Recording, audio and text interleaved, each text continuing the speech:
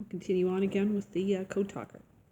For our landing exercise at Guadalcanal, there was a full-scale debarkation of all the equipment and supplies we'd been taking with us when we did it all for real. Bill Toledo and I climbed into a blunt-nosed 36-foot-long Higgins boat with 30 other men and were lowered over the side into the calm sea half a mile offshore. Then we chugged in at 6 knots an hour toward the tranquil beach.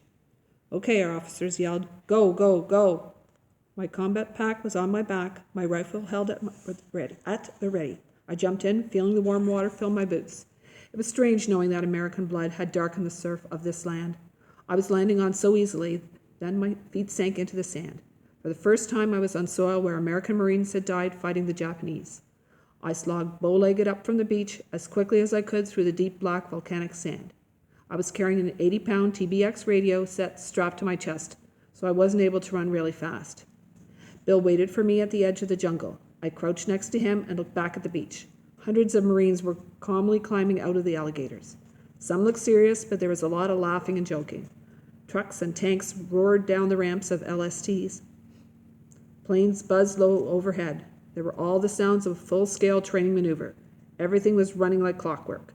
50 yards farther down the beach, George, another code talker and our most experienced radio man, waved at us. Bill and I waved back. Bill shook his head. "You know what's missing?" he said. I nodded back at him. What was missing was chaos. There was none of the noise and confusion of a real battle. No enemy fire. No bullets striking us.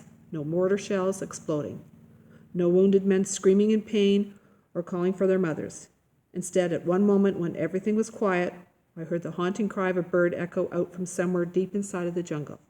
Our only attackers were a swarm of mosquitoes that descended on me, humming their thirst for my blood. Chapter 16, Bombardment. One of the strange things about war is the way it brings people together.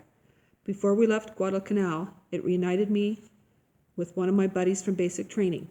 I was standing by the water, looking out at the President Adams, the transport ship that would soon carry us to Bougainville.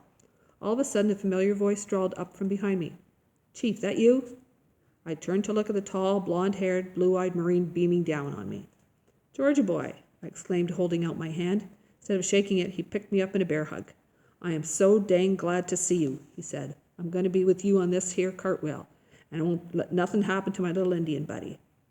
"Aside from the 4 ribs you just broke," I said when he finally put me down and I was able to catch my breath back.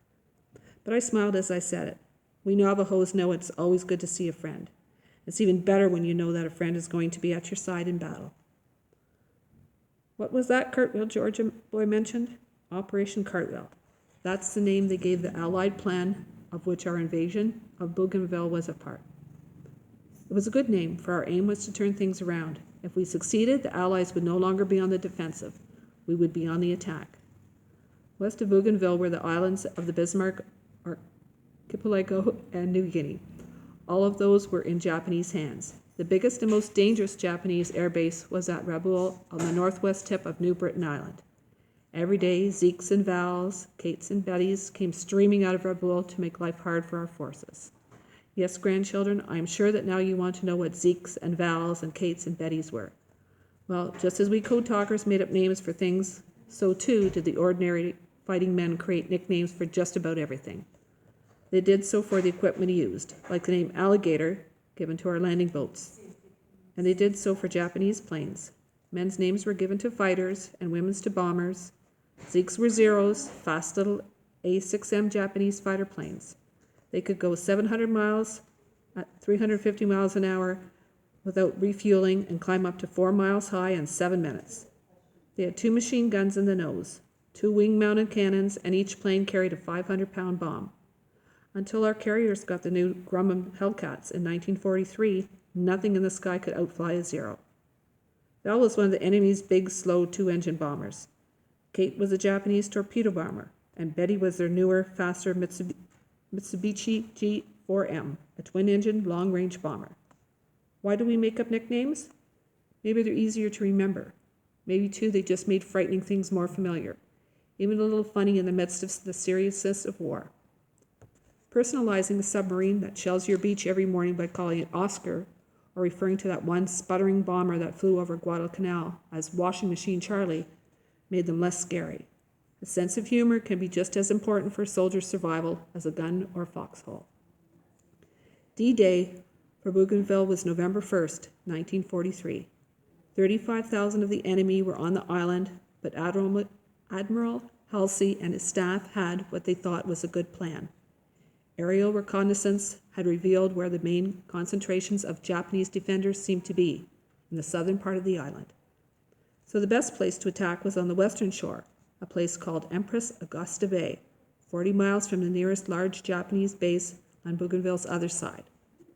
A patrol drop by a submarine in September had scouted the area and found little evidence of defenses there, although they also reported that the ground was very swampy as soon as you left the beach. There was a Japanese outpost at Camp Torokina nearby, but our scouts thought it had only about 100 men. Because the terrain was so difficult with hills and mountains, jungle and swamp, it would be hard for the Japanese to get reinforcements quickly. We could establish a defensible perimeter, build a new airfield, and then gradually work our way out to neutralize the whole island. While we were taking Bougainville, General MacArthur's forces would be landing on the western end of New Britain Island at Cape Gloucester to establish a new airfield there too. Planes from the two new fields would have Rabaul caught in between them. MacArthur had wanted to attack Rabaul straight on, but it was heavily defended. Admiral Halsey thought too many of our boys would die on the beaches. This was before our forces landed on such awful places as Tarawa and Pililu, Iwo and Okinawa. Our leaders were still innocent about how many American lives it would cost to defeat the determined Japanese. However, as usual, just as soon as that plan was made, problems began to develop.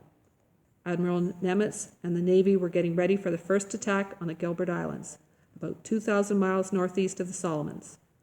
Nimitz demanded some of the battleships and destroyers originally given to Admiral Halsey for our Marines. So instead of 2 carrier groups, Halsey now had only 1. There was plenty of grumbling in the staff conferences at Guadalcanal about Operation Cartwheel being turned into Operation Shoestring No. 2. We Marines usually felt resentful toward the Navy, and with good reason. When the first Marines were dropped on Guadalcanal back in August of 1942, the Navy commander had been Rear Admiral Richmond Kelly Turner, and one of the dumbest moves of the war, he'd failed to prepare for a Japanese naval attack. The result was what we Marines call the Battle of the Four Sitting Ducks. On the night of August 8th and 9th, a Japanese task force came tearing down the slot, which is what we call that stretch of ocean between the Solomon Islands and New Britain, where the Japanese base at Rabaul was still in operation.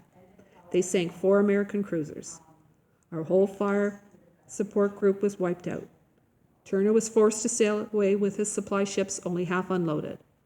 That left the Marines on Guadalcanal without any naval support, only half of their supplies, and 50,000 Japanese ready to wipe them out. So with half the spokes knocked out of the Operation Cartwheel, lots of Marines were just saying, "Here we go again." Few of us slept the night before D-Day. We waited on board our ship for the first light of morning to show us the island. I kept checking my watch, uncertain if I wanted its sluggish hands to move faster or to just stay still forever. Finally, it was 5:30 a.m. in civilian time. The President Adams was still a few miles out from land, following the battleships and minesweepers that went ahead of us to enter the bay. Our objective was Blue Beach 1, the landing zone closest to Cape Torokina. It was too dark for me to clearly see the other men around me. Moving through the night sea in enemy waters, our ships were always kept in blackout so they wouldn't be seen by Japanese planes. You weren't allowed to light even a match. But I knew that darkness would soon be broken before the dawn. I strained my eyes toward the northeast as I stood by the rail. Other silent men stood watching beside me. We could hear the sound of whetstones being drawn along the blades as some of the other Marines sitting on the decks behind us honed their already razor-sharp knives and bayonets. Other leathernecks were tying and retying their boots, checking and rechecking their packs, their guns, their ammunition. A few of us tried to carry on conversations, saying anything we could think of to keep ourselves calm. "What about them Yankees?" said someone with a southern accent. I knew it had to be Georgia boy. He wasn't talking about Northerners. Even though he's from the deep south, he loved the New York Yankees baseball team. "He cleaned up them Cardinals 4 games straight," Georgia boy added. No one answered him. One Marine, a few men down to my left was singing softly to himself the first lines of a song that had just come out the year before. It was very popular with us Marines. He had a good voice, but either didn't know the whole song or was so nervous he could only remember the first line. Praise the Lord and pass the ammunition. Praise the Lord and pass the ammunition. I reached down to touch my buckskin pouch filled with corn pollen. I had prayed earlier that morning. Now I whispered the words again in our sacred language, asking the holy people for protection. Get ready for the fireworks, Chief, said the dark shape of a tall Marine next to me. Suddenly, a brilliant starburst appeared straight ahead, followed by another and another. 2 seconds later, the thunder of the cannons reached us. It was 0600. The destroyer Wadsworth had begun the shore bombardment right on schedule. Other bursts of light began to appear as the Terry and the Sigourney joined in. Each ship had its own fire support area. Their shelling was supposed to soften up the beaches, drive back the enemy, and destroy his positions. It had worked on Guadalcanal. The surprised Japanese there had retreated back from the beaches, and the first landings had gone almost unopposed. Now the last of our minesweeper destroyers, the Anthony, opened up. It was so much closer to us that the firing of its big guns outlined the whole ship. The thudding waboom of its cannons made our own decks quiver. The Anthony's target was a small island called Peruta. Our transports had to pass close by there.